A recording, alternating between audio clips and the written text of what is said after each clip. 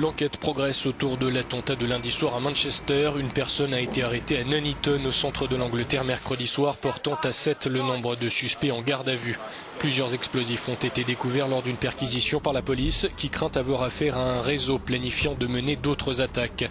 Revendiqué par le groupe État islamique, l'attentat de lundi a tué 22 personnes, dont un policier et plusieurs enfants, à la sortie d'un concert de la pop star Ariana Grande.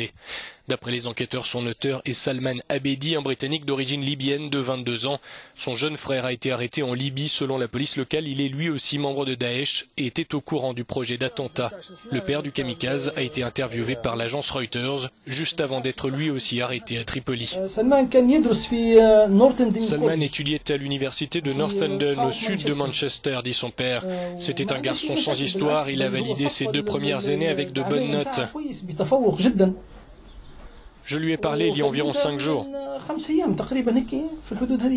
Le New York Times a publié des images prises sur les lieux de l'attaque par la police britannique. On y voit un détonateur, des morceaux de métal et un sac à dos déchiqueté. Selon un analyste, la bombe était puissante et dotée d'une charge ultra rapide. Mais cette fuite dans la presse a suscité la colère des autorités britanniques alors que la tension est palpable au Royaume-Uni. Plusieurs milliers de soldats ont été déployés dans les rues dans le cadre du niveau d'alerte critique. Le bilan pourrait s'alourdir. Une vingtaine des 64 blessés hospitalisés sont toujours en soins intensifs.